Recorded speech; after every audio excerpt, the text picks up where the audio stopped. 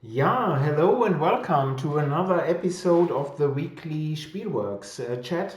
My name is Uli Blennemann, and the starting screen had nothing to do really with the episode today.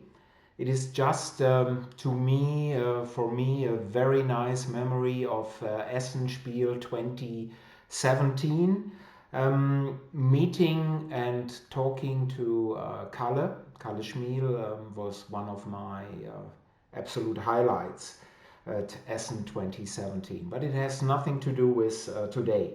And let me start with the cost.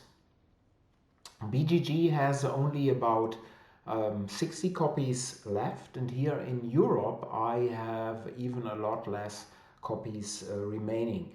So if you are interested in this game, please take a look at my website or at BGG. The cost, not too many copies are remaining, so please take a look. And I'm seeing the designer, so I'm seeing Mo here in the chat, I'm seeing Chris, I'm seeing Rainer, I'm seeing Claude, so great seeing you.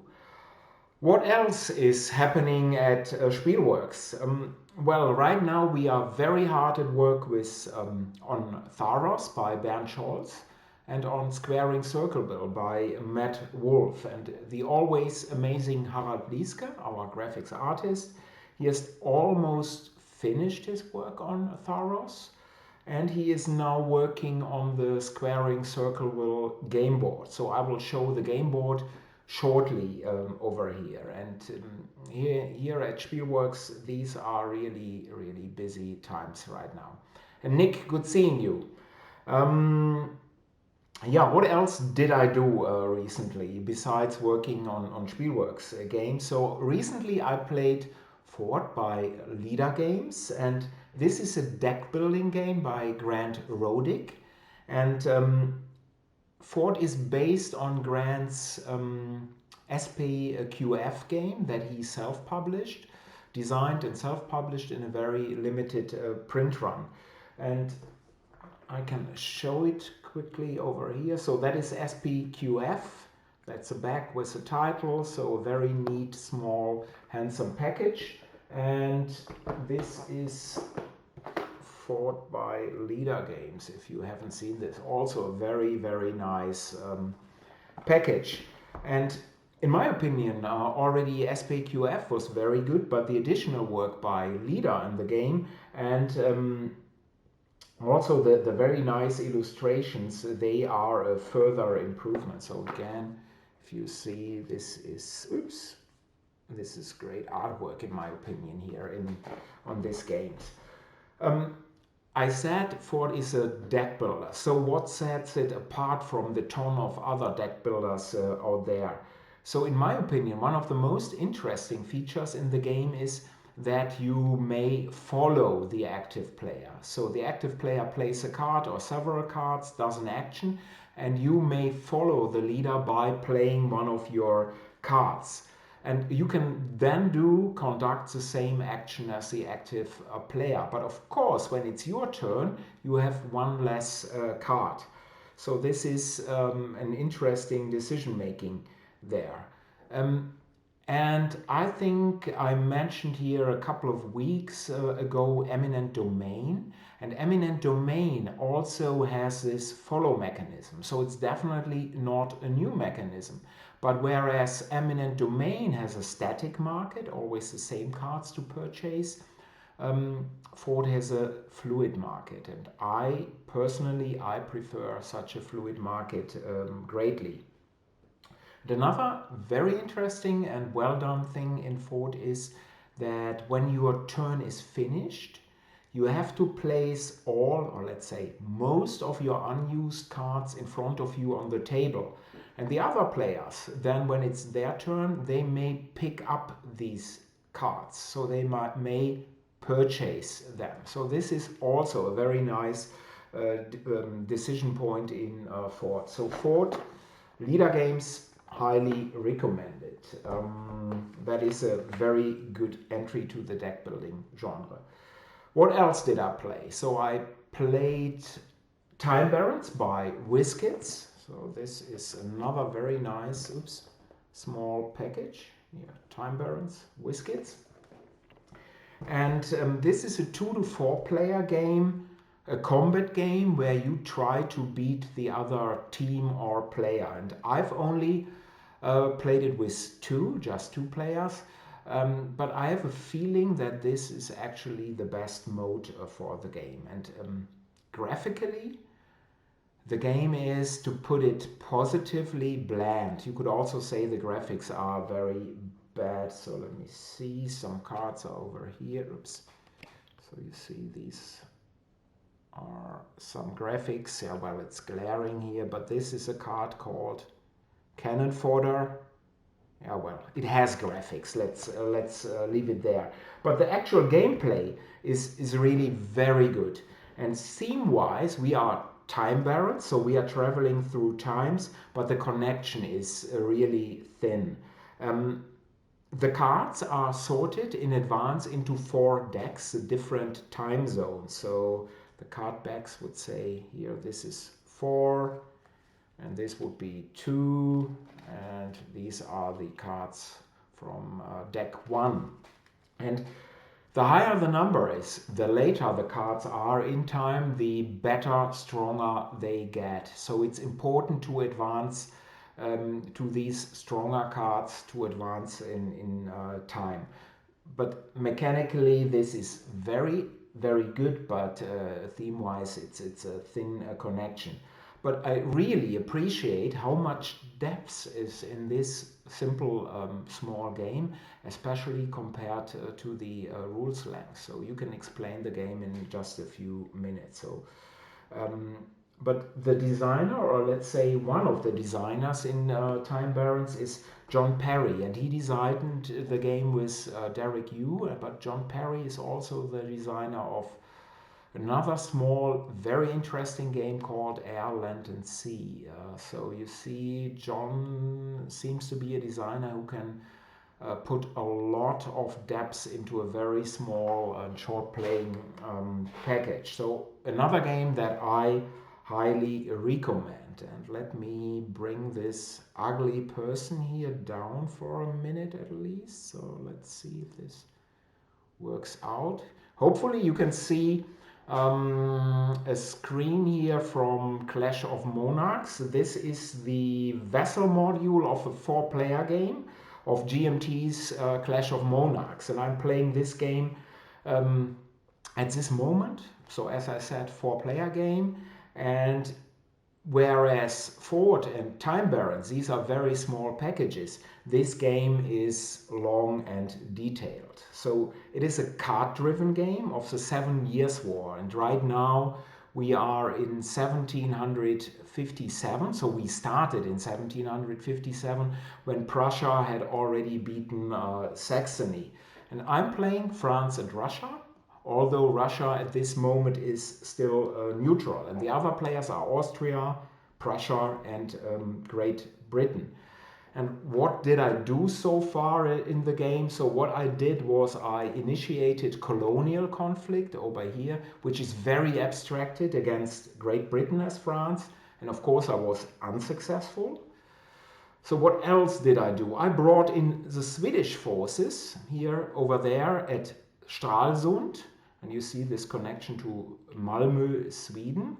But the Swedish forces are really very weak. They can't do a lot. But maybe the Prussian player will move a force towards them. Then everything already is well. And what you can also do in the game, and which is nicely handled, are these 3 boxes here. They are for the so-called Kleiner Krieg in German. So you are doing raids to the hinterland. So the little war is over here, and I'm doing this in the game. And you see, these are my French forces here at Strasbourg and at Metz, and the red ones are the British forces around Hanover, and the Prussian main army is here at Dresden. This is Frederick the Great. You see, he has quite a few units, and the Prussian main army under Charles is at Prague. So this will be interesting. And what is As I said, Clash of Monarchs is long, so you could even say very long, but in Vassal Bites this is manageable, and it is also important that you have a great group of players. So I can only say, as a French-Russian player, let's beat Frederick the Great and let's beat Prussia. This is what I'm looking forward to. And by the way, although the geography of this game board is not really that correct, you can see where I'm living. So you see here's Münster, Germany, and this is Dortmund, today part of the Ruhr area, and I'm living here. So between, let me bring this up, so between Dortmund and Münster, about here. So that's Billabü, Germany. Okay, so that was what I've been playing recently. And right now, I'm thinking a lot about sports games, sports tabletop games. And you know, is a huge number of sports fans out there, also lots of gamers who are sports fans, who follow sports in television or live when it is, or when it was still possible. So my question is, why are sports tabletop games are not more popular?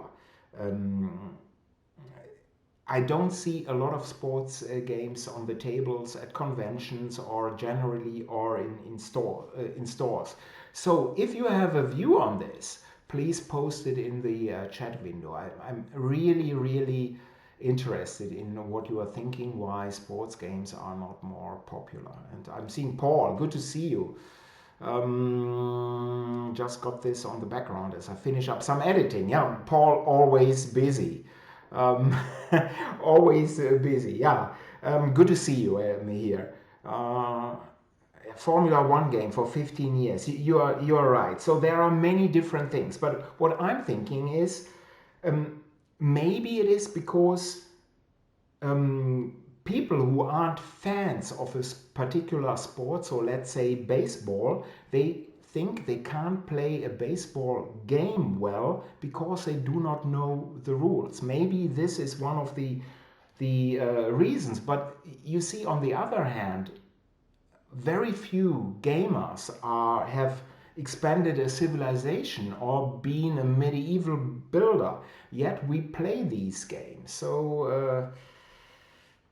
So interesting, at least. And of course, sports, if it's baseball or basketball, hockey, football, soccer, always has a physical element.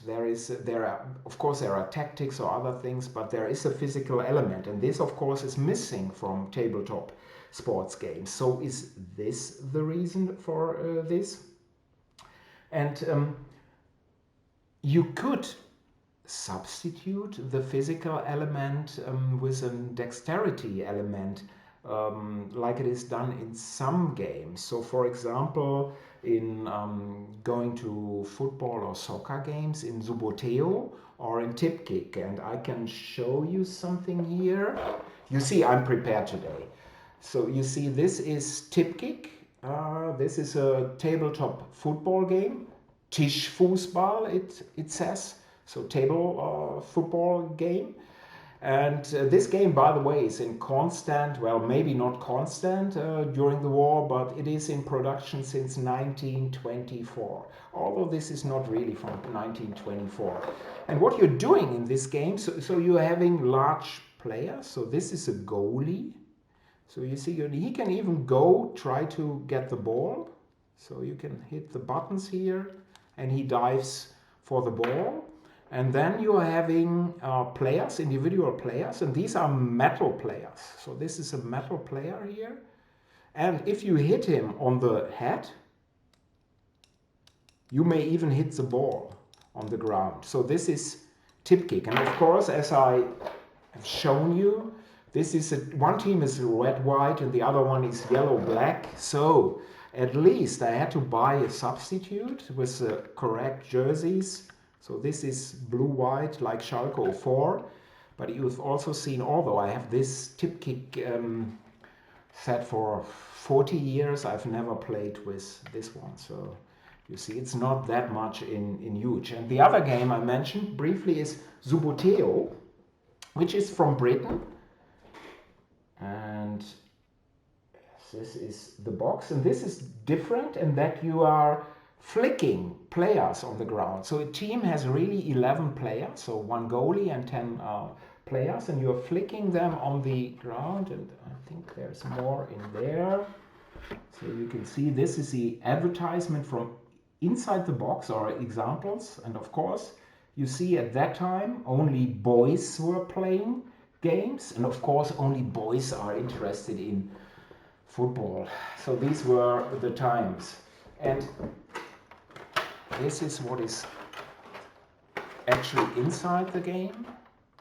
So you have these small players that you're flicking. There are 2 goals, there are balls, and in the center there is a tablecloth. That's a playing ground which you put on the table, and it's fairly large. So it's an interesting game and experience. And this one is also almost 100 years old. Not this copy, although it's probably more than 20 years old.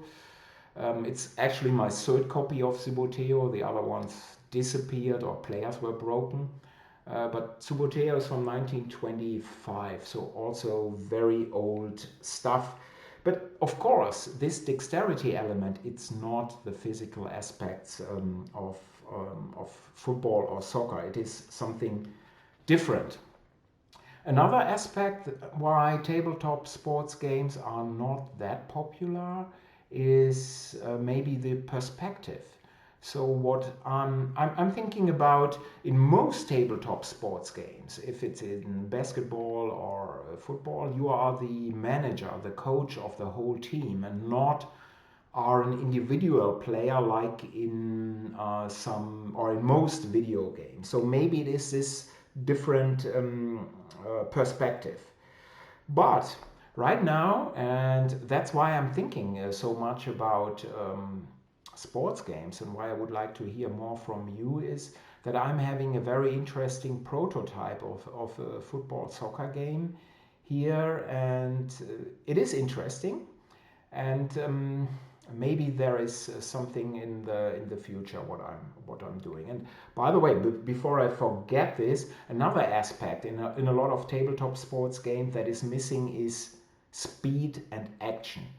So I've played, and this is not an exaggeration, I've played at least 50 different football games, tabletop games.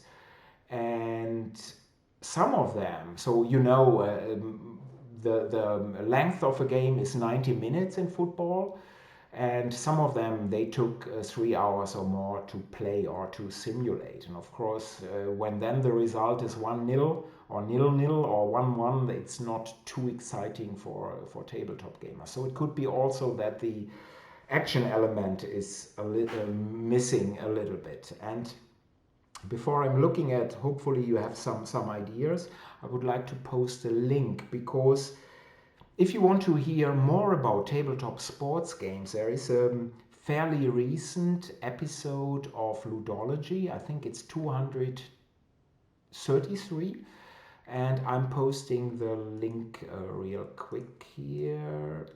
So let me see if I manage. So if you want to know more about this, you could also take a look here. So this is a fantastic episode. All Ludology episodes are fantastic.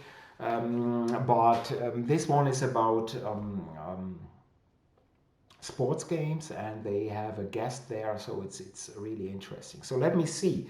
Maybe you have some ideas here. As Mo is saying, as Uli is showing these games, I realize I'm not a fan or non-dexterity sports games or non-dexterity sport games. Yeah, it is, but why is this so? Why this is the question. I'm guessing, Mo, that you are following sports on television or maybe live in the stadium when it is so. Why not on the game table? Because there is a lot of tactics, there's strategy in there, but still not much love.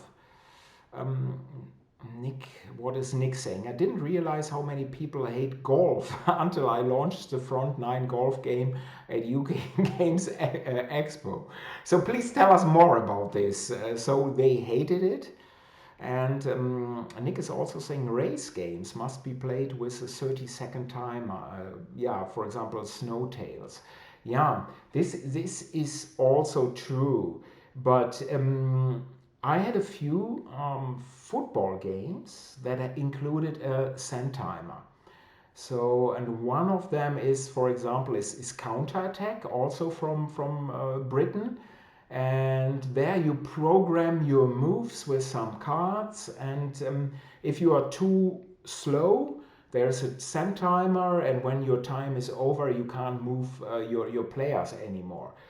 So, yes, I think this is correct. But I also fear or think that a lot of tabletop gamers, and I'm not saying tabletop sports gamers, gamers in general, don't want to be pressured by a send timer. So maybe this is if they see there's a send timer involved and I now have to do it in 30 seconds or in 60 seconds, that they don't like it. But maybe I'm wrong here. So let me see. Daniel, you are way too late here. Um, yeah, but Paul is of course correct, and I think he's mentioning Flamme Rouge, which is an amazing game. Um, this, of course, is cycle racing game, and there's another one which I have. It's a very old one that won actually the German Game of the Year. It's also a cycling game. I think it's from originally from the Netherlands. I have it over here, but I'm missing the title here. So, and I think this Flamme Rouge may be actually a game that is different from a lot of these games, but it is also there is some team element in there. You are actually mainly doing not working for the whole team, right? So is this maybe the reason for it, or are race games easier to do than team games like football, soccer, hockey, handball, volleyball, basketball? Is this something that sets it apart? But yes, it is an amazing game. And Daniel, you brute, you should play it. You should play it.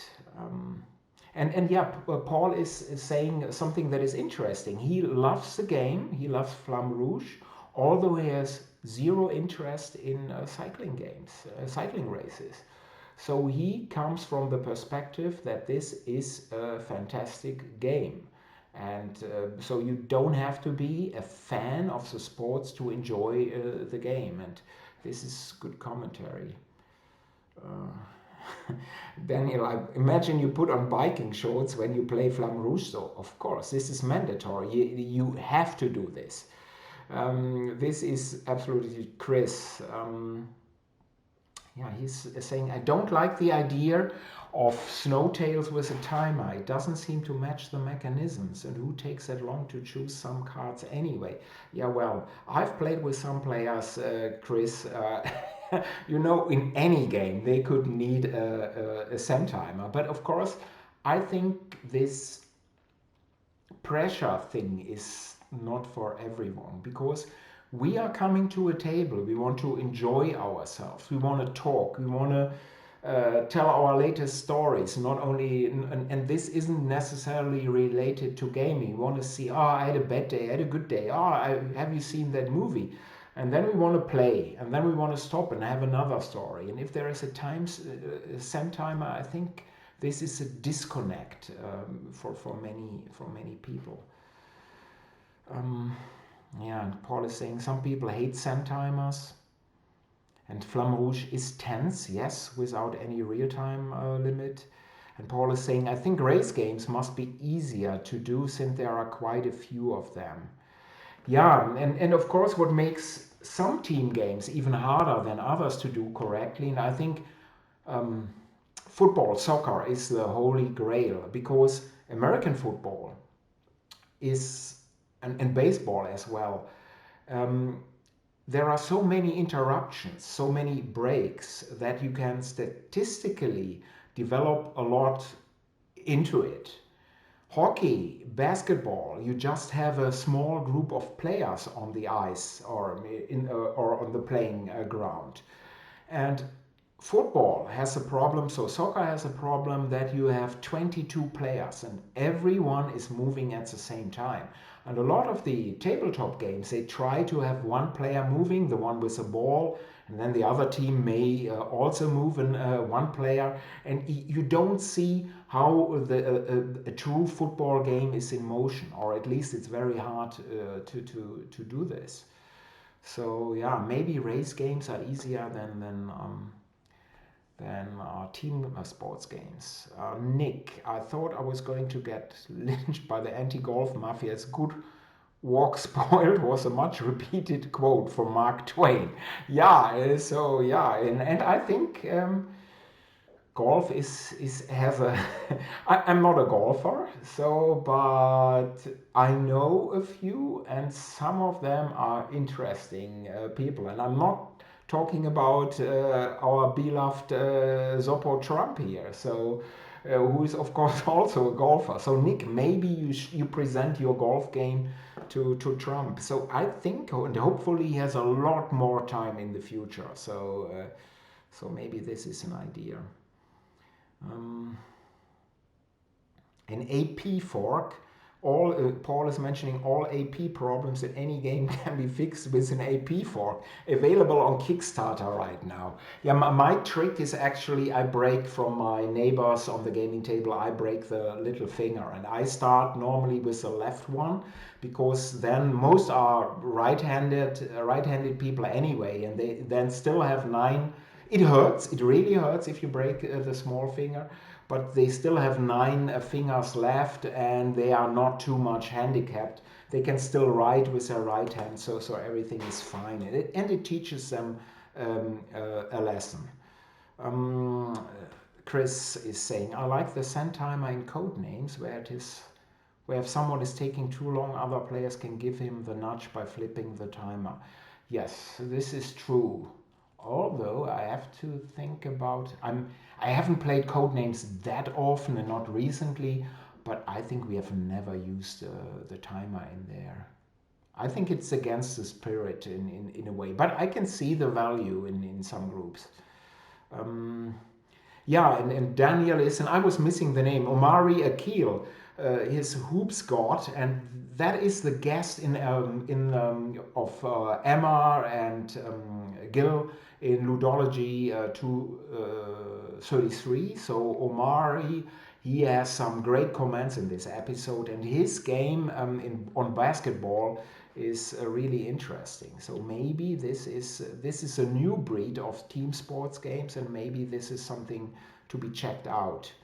Uh, Daniel is saying, can they play golf in prison? Yeah, well, I'm not sure what you are thinking here on or who you have in mind, but yes, I think this is a great idea. And then there is Tony. So I was hoping to finish this soon, and then there is Tony. Good to see you, Tony. I hope you are all right. I've designed a horse racing game. You did? Yeah. By the way, of course, what is the name of this Knizia horse racing game? Is it Turf? Royal Turf? I haven't played this in ages, but this was, at least at its time, it was interesting. Um, I didn't know the mafia was in Germany, Matt is saying. The mafia is in Germany, and quite in a big way. Because Germany is it is very easy to wash your money in Germany.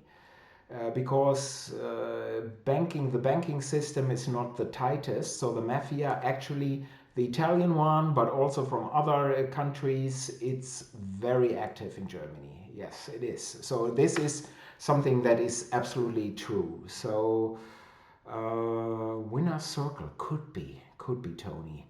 Um, Chris, yes, I'm not advocating using a timer on all codenames turns by any means. It is an optional rule and used sparingly. Yes, I agree. If it's that, and if there is really a notable offender, maybe it is the right answer. Um, yeah, and of course, Italy is not far from Germany, the mafia, and they know that the regulations here are very lax. So if you have lots of money, Tony, I know you have lots of money, so do not keep it below your bed. Bring it to Germany. We can wash it, so you can take it home. So it's not a problem normally. Um, yeah, Deutsche Bank, as Tony is saying, they have been laundering Russian money to Trump. Yeah, Deutsche Bank, of course. I'm really surprised that their balance sheet is still pretty much okay, because they are paying so many fees and fines and everything left and right for their behavior in the last 15 years. But of course, it's a Deutsche Bank, so in some ways, they get away with it. So, yeah, so I'm really interested in sports games, and your opinion why they aren't more popular. So if you have something in mind, you can always reach me by mail at uli@spielworxx.de. That is uli@spielworxx.de. I may have some news here about a football game in the future, although I'm at this moment of testing, I'm unsure about it. But at least the game is good and interesting. If it's worthwhile to publish, I'm not sure. And seeing that we are at 17 past 6 here in German time, I think we are finishing this. Thank you really for listening and for your opinions in this. This is helpful. And Mo is saying, yeah, because Spielworxx hasn't made one yet. Yeah, well, so maybe I should not do one, but let's see. Then, of course, they get really popular. But next week we have a guest, so it's not only boring Uli. And the guest will be Spiel des Jahres award winner Elizabeth Hargrave. And I'm really looking forward to that episode. Thank you for your time, and till next week, bleibt gesund, Black Lives Matter. And there is something maybe I have to look. I always just assume Daniel is saying that the Venn diagram of board games, nerds, and sports fans was a pretty thin sliver. I'm not that sure. I think many gamers, many sports fans. I'm a huge sports fan, but this maybe I'm thinking incorrectly here. Okay, have a great evening. Have a great time. Till next week. Take care, all. Bye bye. Bye.